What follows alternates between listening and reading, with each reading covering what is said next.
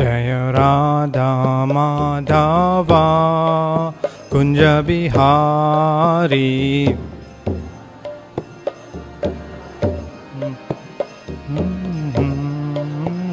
Jaya Radha Madhava Kunja Bihari.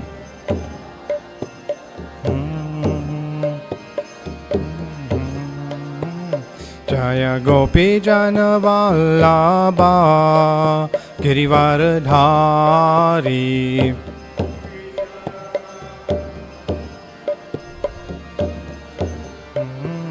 Jaya Gopi Jana Vallabha Girivardhari.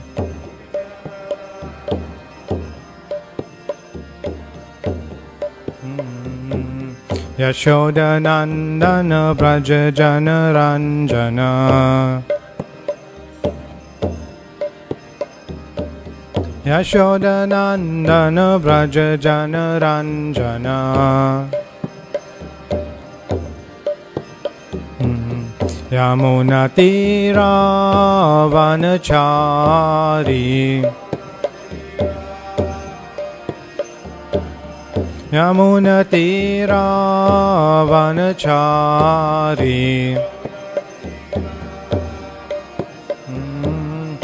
Jaya Radha Madhava Kunja Bihari.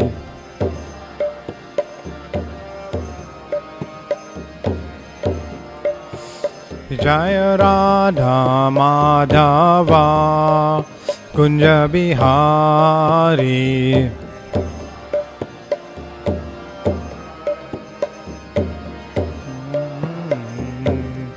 Hare Krishna, Hare Krishna, Krishna Krishna, Hare Hare, Hare Rama, Hare Rama, Rama Rama, Hare Hare.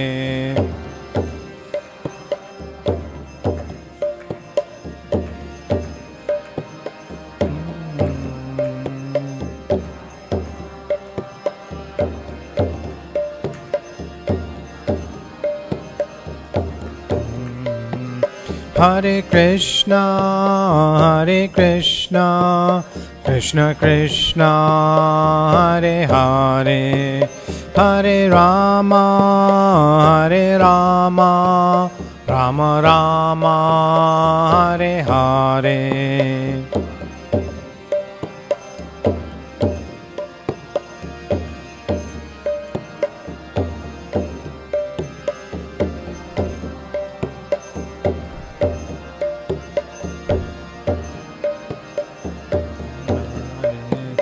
Hare Krishna, Hare Krishna, Krishna Krishna, Hare Hare, Hare Rama, Hare Rama, Rama Rama, Hare Hare.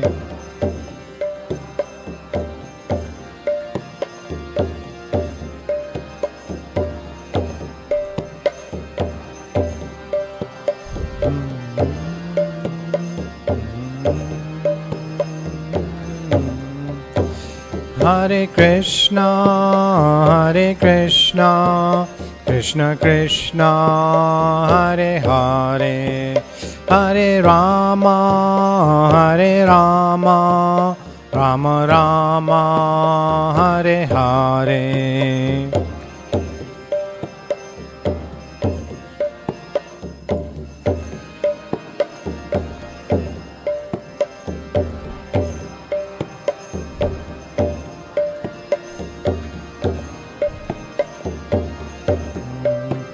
Hare Krishna, Hare Krishna, Krishna Krishna, Hare Hare, Hare Rama, Hare Rama, Rama Rama, Hare Hare.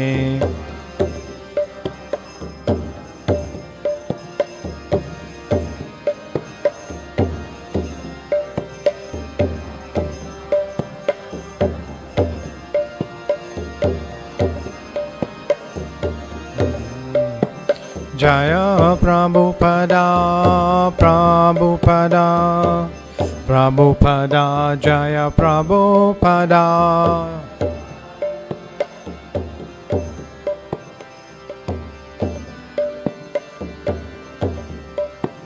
Jaya Prabhupada, Prabhupada, Prabhupada, Jaya Prabhupada.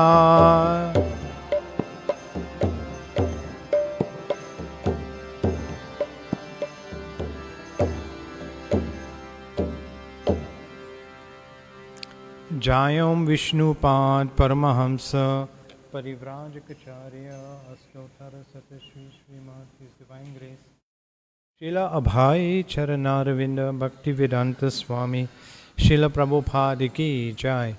Jayam Vishnupad Paramahamsa Parivrajacharya Astottara Satashri Srimad His Divine Grace Srila Bhakti Siddhanta Saraswati Goswami Thakur Maharaj Prabhupada Ki Jai. Nanta Koti Vaishnav Vrinda Ki Jai. Namacharya Srila Haridas Thakur Ki Jai. प्रेम से कहो श्री कृष्ण चैतन्य प्रभु नित्यानंद श्री अद्वैत गदाधर श्रीवास आदि गौर भक्त वृंद की जय। श्री श्री राधा कृष्ण गोप गोपीनाथ श्याम कुंड राधा कुंड गिरी गोवर्धन की जय। श्री नवद्वीप मायपुर धाम की जय। श्री मथुरा वृंदावन धाम की जय। गंगा माई की जय। यमुना माई की जय। भक्ति देवी की जय। तुलसी महारानी की जय। सामवेद भक्त वृंद की जय। Nitai Gaur Premanande Hari Hari Bol. All glories to the assembled devotees, Hare Krishna. All glories to the assembled devotees, Hare Krishna. All glories to the assembled devotees, Hare Krishna. All glories to the lotus feet, Shri Guru and Shri Gauranga. All glories to Srila Prabhupada.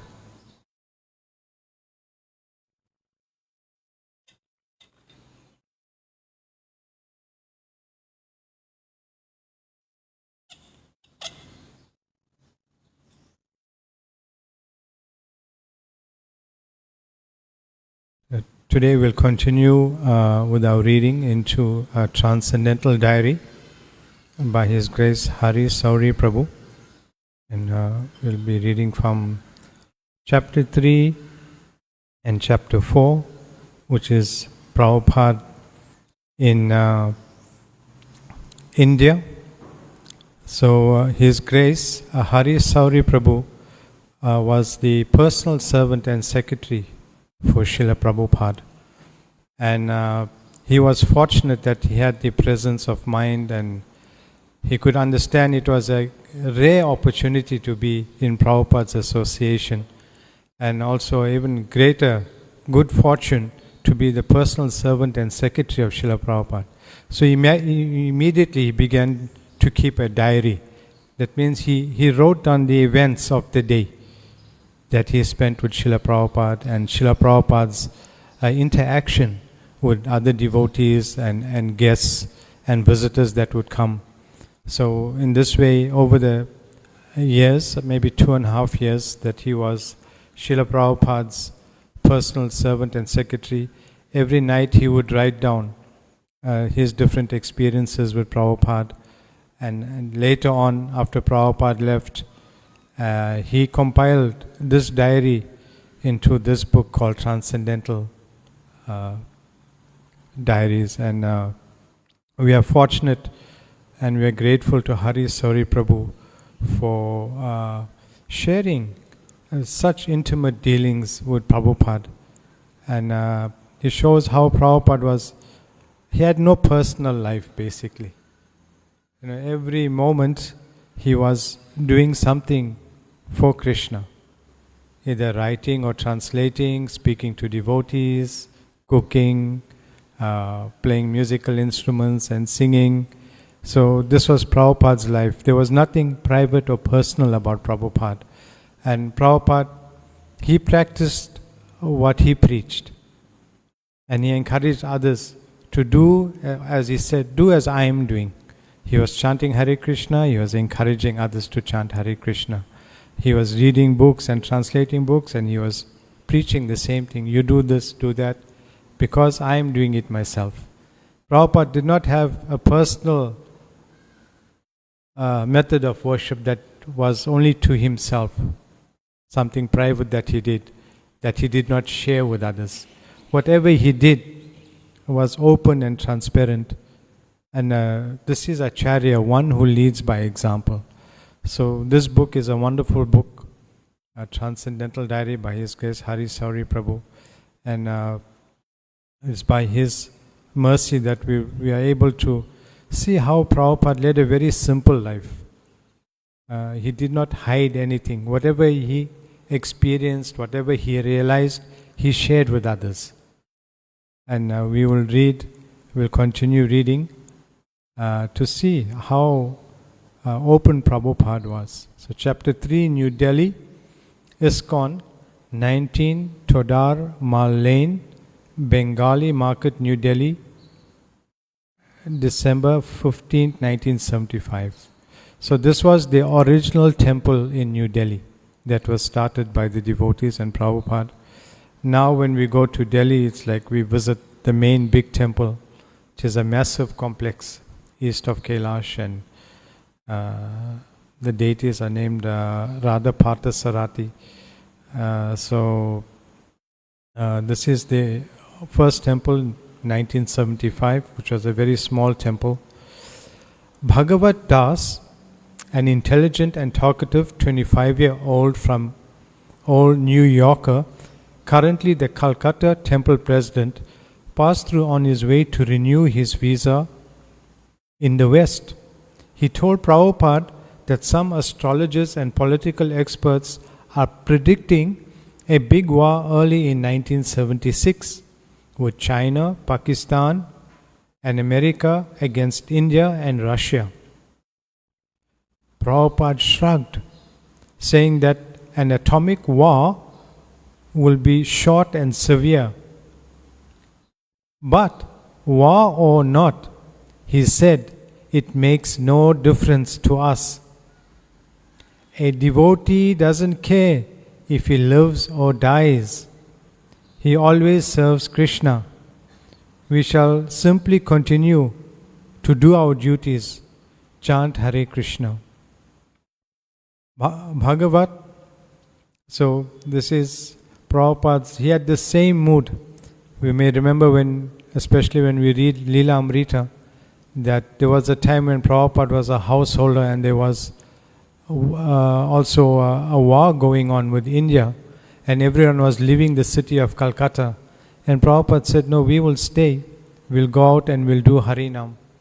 So, in this way, there was actually no war. There was a threat of war. But because of this Harinam that Prabhupada had with a few devotees and some of his family members, there was actually no war. So, this is, again, we see, when this devotee told Prabhupada that there is a threat of war in 1976, Prabhupada clearly says, it makes no difference to us.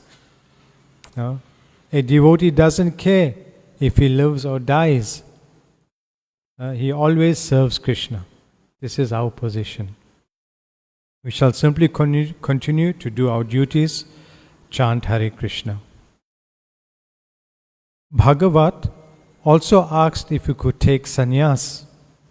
Prabhupada's response wasn't one of enthusiasm, but rather non-committal.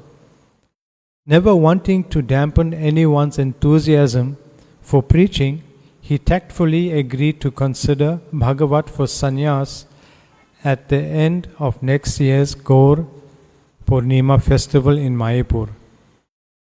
Bhagavat is a portly, almost overweight fellow, and later Prabhupada told us that for sannyas, one should be fit, not fat. We continue. Interviews with prospective Hindi translators were still going on, and His Divine Grace has already engaged a Mathura woman named Dr. Paliwal. Later this evening, Mr. Singh arrived and showed Prabhupada his PhD thesis, a lengthy treatise on Chaitanya Vaishnavism. Impressed with the man's work, Srila Prabhupada said he wanted to spend more time with him, examining the document and testing his ability to translate. This posed a dilemma. It was too late to do anything on the spot, and Prabhupada was to fly to Bombay first thing in the morning. Prabhupada asked Mr. Singh if he could come to Bombay. He was immediately agreeable, but he could not afford to buy a plane ticket. Prabhupada thought for a moment and then called in Harikesh and Hansaduta. So, what tickets do we have for Bombay? Well, there are 4. Yours, Hansaduta's, mine, and Harisori's. So give him his, Prabhupada said, without even a glance in my direction. Harikesh gave me a sympathetic smile and shrugged. Within a moment, my ticket was handed over to Mr. Singh. The man happily left and Prabhupada took rest. So here we see that, and an important point, that Prabhupada just didn't want anyone to translate his books into other languages. Prabhupada was translating from Sanskrit to English, from Bengali to English. But the books that were meant to be translated, especially in India, to the other Indian languages, he didn't want professional people to do it. Therefore, he wanted to spend more time with this person to see his capability of translating. See, Prabhupada is saying, examining the document and testing his ability to translate. So Prabhupada always wanted devotees to translate, so they'll be able to keep that devotional mood. Of course, we can understand from how these devotees were translating, like into Hindi, they were translating from English into Hindi. They were translating from English into Bengali. So Prabhupada translated from Sanskrit and Bengali into English. So Prabhupada's main translations are the English translations that we have. Therefore, Prabhupada in India, he would interview, it says interview his prospective Hindi translators. So Prabhupada wanted everything perfectly done. Because how often he would say that, if you, in the very beginning when Prabhupada got sick in New York in 1967 and he had to go back to India to recover his health, some devotees requested Prabhupada, you can send some of your god brothers and to continue with the mission. They were a very small group, like a Namahata at that time. And Prabhupada said, no, even if they come and if they speak one word different, it will change the entire meaning of my preaching. It will not be the same, even if they change one word. So this is how important that Prabhupada wanted his books, whatever word he said, to be translated as it is. So then they fly to Bombay, and we find the author Harisori Prabhu, he actually buys his own ticket to go to Prabhupada, to serve Prabhupada in Bombay. Delhi airport was filled with its usual bustle, and while Hansadut and Harikesh dealt with the baggage and other formalities, Srila Prabhupada sat calmly in the boarding area. As he waited, a friendly Bengali gentleman, Mr. Chaudhuri, talked with him for some time. It pleased Prabhupada to discover that the man worked in the West Bengal Department of Development and Planning. Mr. Chaudhuri spoke enthusiastically and appreciatively about Srila Prabhupada's worldwide missionary work. He offered to help in any way he could. So Prabhupada wrote down his name and address. At 6 a.m., the party, along with the PhD candidate, flew out. So this was a very early flight, 6 a.m. in the morning. So you can imagine what time Prabhupada got to the airport to check in and things like that. I booked myself on the next flight at 10 a.m. I had a little money saved, just enough for the fare, and by midday I too was in Bombay. Hare Krishna Land, Juhu Beach, Bombay. Hare Krishna Land at Juhu Beach is only about half an hour drive from the airport, 6 rupees by taxi. The site was very impressive, situated in the heart of exclusive Juhu, only a minute from the beach.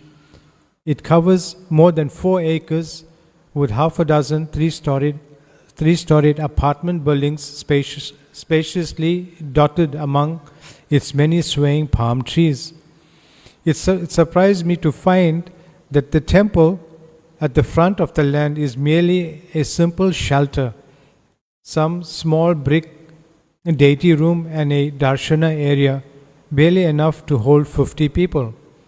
It is completely open on 3 sides, covered with a flimsy tin roof balanced on tin iron poles. Nevertheless, the worshipful deities Sri Sri Radha Ras Bihari were beautifully dressed and meticulously cared for, despite the inadequate facilities. So we are fortunate. Before reading this book, we also read or studied the book, the Juhu story, Let There Be a Temple. So here we can see the author is now experiencing the same things that we've read in that book. Of course, in 1975, we are very fortunate in South Africa that Prabhupada came in October 1975, and then he went to India. So, and Ras Bihari was Prabhupada, he personally took charge of every aspect of building this temple. He always kept the sales agreement with him wherever he traveled, and wherever he was, he would co-sign the checks for payment and things like that. So this was like a very special project for Srila Prabhupada, the Juhu Beach story. We may remember that, of course, in Prabhupada's Leela Amrita and in the book, the Juhu story, before coming to America, Srila Prabhupada used to walk along Juhu Beach to visit Sumati Moraji, who sponsored him his passage on the Jaladuta to America. And many times he would walk past this property where our Hare Krishna temple now is in Juhu Beach. And within his mind, he promised, or he felt that this was such a nice place to build a temple of Lord Krishna. And finally we see towards the end of his life, how Lord Krishna reciprocated with Srila Prabhupada, because his desire was very pure, very sincere. It was nothing about himself. It was all about giving Krishna to others. So we can see how Lord Krishna arranged for Prabhupada to get this land in Juhu Beach. I am surprised to discover that non-devotees occupy many apartments on our property, several of them even meat eaters. While Srila Prabhupada obtained the land, 6 occupied buildings were already there, and according to Indian law, their tenancies cannot be terminated. Devotees are gradually using those few flats vacant by former tenants. Srila Prabhupada has arranged to have the 3rd floor built on top of each building to provide living quarters for his disciples. That work has just been completed, and the foundation is now being laid for the new temple complex. Some used materials left over from the Vrindavan temple construction have been trucked in. A devotee directed me to Srila Prabhupada's quarters in a building at the back of the land. After climbing several flights of steps to the top floor, entered the open reception room door. At the same moment, His Divine Grace entered from the other side. He had just taken his massage. Oh! Shri Shri Radha Radhanath ki jai, Giriraj Govardhan ki jai, Gaur Hari ki jai, Tulsi Maharani ki jai, Guru Parampara ki jai, Srila Prabhupada ki jai. So Prabhupada was surprised and he was happy to see Hari Sauri Prabhu. Oh, so you are here, he said in mild surprise as I offered my obeisances. "All right, very good," he remarked, disappearing into the bathroom.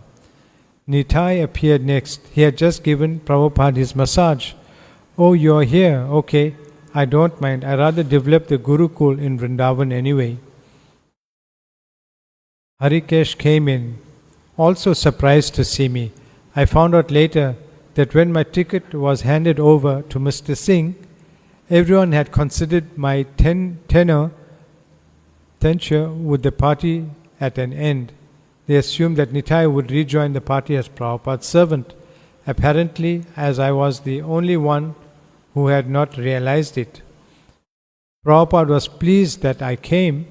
He sent me to find Giriraj, the temple president, and instructed him to repay me the full cost of my airfare. He advised me that I should keep my own money for emergency uses. There's another nice instruction from Prabhupada.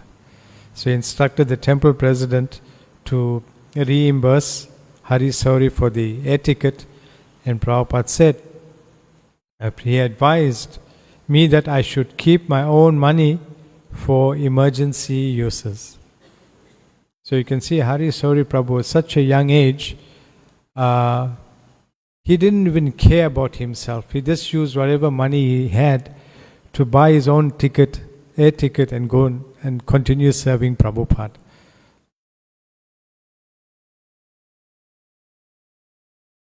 So Prabhupada's stay in Mumbai or Bombay,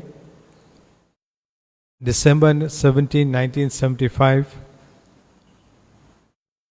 So here we see that there were many preaching programs that was arranged for Srila Prabhupada.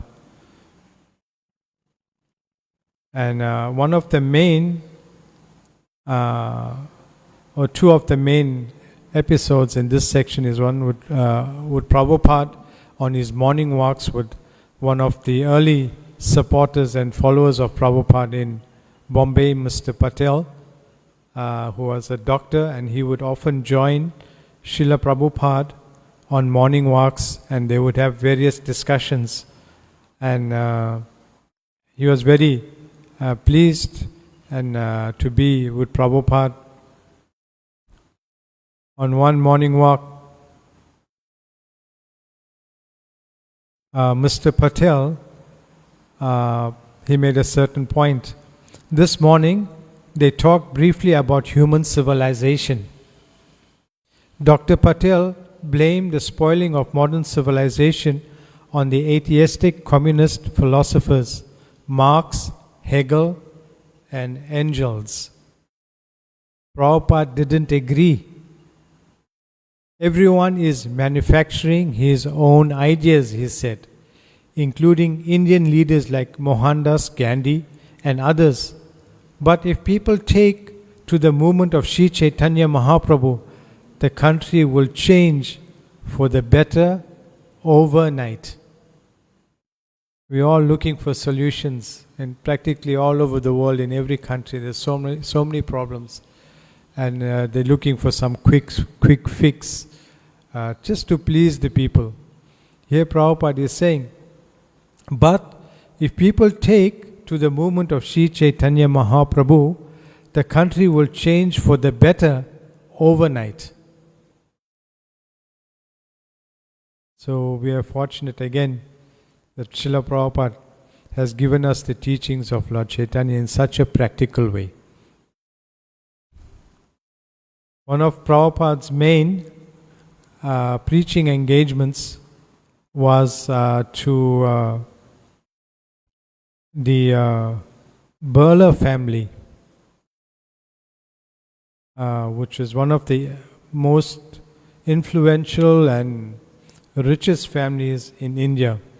And they invited Srila Prabhupada to an evening program. Let's read that. In the evening, Prabhupada had an engagement at the home of Mrs. Gopi Kumar Birla and her son Ashok. She had invited friends from many of the leading business families in Bombay.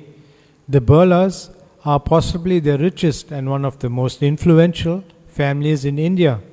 Giriraj had previously suggested to her several possible topics for the evening's discussion, and she had chosen how to become successful in life. So this was the topic that Prabhupada will speak on at this program. How to become successful in life. The Birlas had set up an asana on a side lawn in their large opulent estate. Next to it, on a table, the devotees placed a shrine with small brass Radha Krishna deities. The Birlas had set up, Srila Prabhupada arrived in the Birla's white Mercedes. He immediately noticed that his seat was placed higher than that of the deities. So he had the devotees remove the base of the asana, making his seat lower. Again, we see Prabhupada was so attentive. Immediately he saw that the asana, or the seat, was higher than the altar. And then immediately he asked the devotees to remove the base, and in this way, the asana should always be lower than the deities, or even now to like Srila Prabhupada.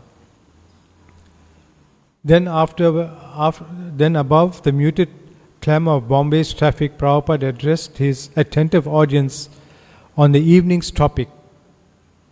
Radharani and Durga, both of them are Prakritis of the Supreme Personality of Godhead. But one Prakriti is meant for controlling this material world, and the other Prakriti is meant for blessing the spiritual world. Radharani is the name. The name Radharani, the name has come from the word Aradhyate. Arada means worshipping, beginning from Radharani and her expansion Lakshmi in Vaikunta. Here we worship Mother Lakshmi Ji, the goddess of fortune, to receive some favor. But in Vaikunta world, there are many hundreds and thousands of Lakshmis, and with great respect, they are engaging in serving the Supreme Lord. So we being expansions of the spiritual Lakshmi or Radharani, our duty is to serve Radharani, and through Radharani serve Krishna. This is Krishna consciousness movement. We are missing this point, that instead of learning from Radharani how to serve Krishna, we are being controlled by the other Prakriti, material nature, Durga, with weapons in her 10 hands. That is our position. So here we see Prabhupada's approach to preaching to opulent or rich people. Because we can understand in this audience, they're leading business people, the most richest people in Bombay. And now he is speaking about Radharani, about Lakshmi, about Durga. Prabhupada continued, in this material world, they do not know what is the aim of life. Everyone is very much expert to see his interest. Two businessmen, they are agreeing, but everyone is trying to see his personal interest first. This is called Swarta Gathai. That is natural. But Prahlad Maharaj says, Nate Vidu Swarta Gata Hi Vishnu. Unfortunately, these materialistic persons, they do not know what is real interest. The real interest is Vishnu, how to serve Vishnu. Prabhupada came directly to the keynote of his address. The subject matter is how to become successful in life. Krishna comes to instruct this simple truth, that you are being controlled by the material energy. You give up this business, you become controlled by the spiritual energy, and your life will be successful.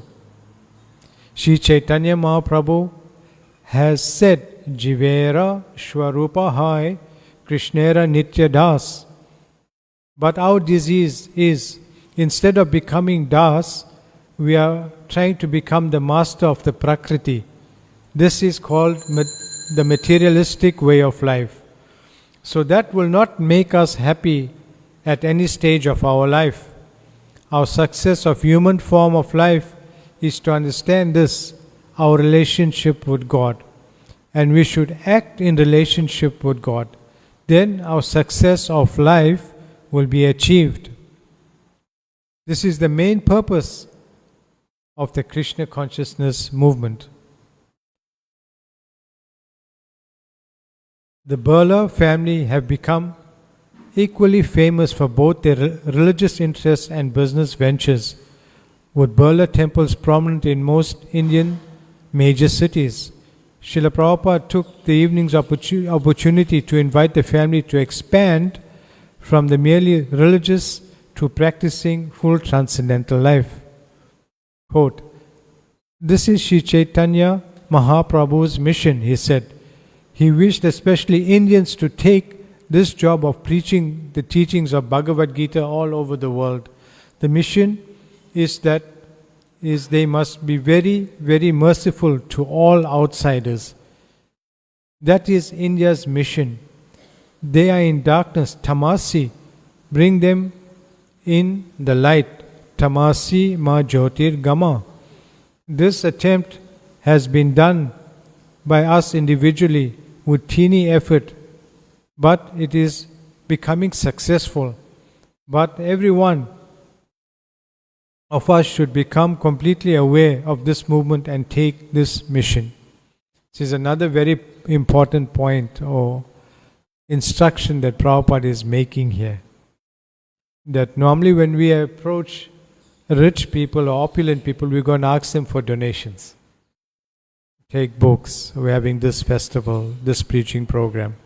But here Prabhupada is saying, Srila Prabhupada took the evening's opportunity to invite the family to expand the mission, to invite the family to expand from merely religious to practicing full transcendental life.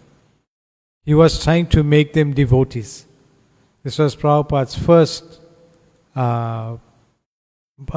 his first mood here is to try and get these people to become devotees. And then he quotes Sri Chaitanya Mahaprabhu, says that is the duty of Indians to go out and spread Bhagavad Gita, the teachings of Bhagavad Gita. So Prabhupada brought this out, and it was very nice that immediately, actually this Prabhupada, that whoever he saw, he wanted to immediately make them a devotee. He didn't care whether they were rich or poor. But here we see that he's preaching mainly to rich people, and he wanted to make them devotees. Srila Prabhupada's speech was direct and frank. Krishna said, you just offer me a little water, a flower to me. If you think that we have got money is for my enjoyment, and Krishna may be offered a little water or flower, that is cheating. It is not good. According to your position, you must worship. This is wanted.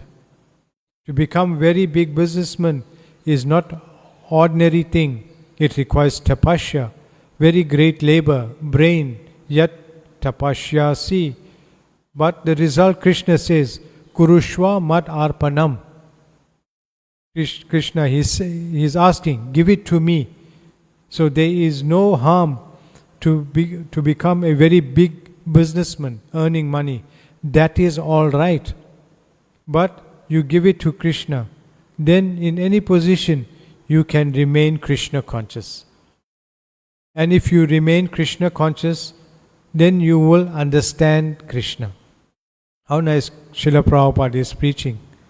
He's quoting Bhagavad Gita. He's telling them that although Krishna says, Pushpam patram phalam toyam yome bhakta prayachati, Krishna says, if one offers me with a leaf, flower, fruit or water, I will accept it. And Srila Prabhupada is saying that if you just do this, although you have millions, It's cheating. You must worship according to your position. Winding up his lecture, Prabhupada asked for questions several times, but got no response. Giriraj, whose lawyer father had once offered him $1 million to give up Krishna consciousness, spoke up. The process of hearing and then asking questions is the way to clarify our misunderstandings, just like Krishna and Arjuna. So actually we must have some questions in our minds, otherwise we could all immediately surrender to Krishna. Srila Prabhupada agreed, yes, either you surrender to Krishna or clear it out by question.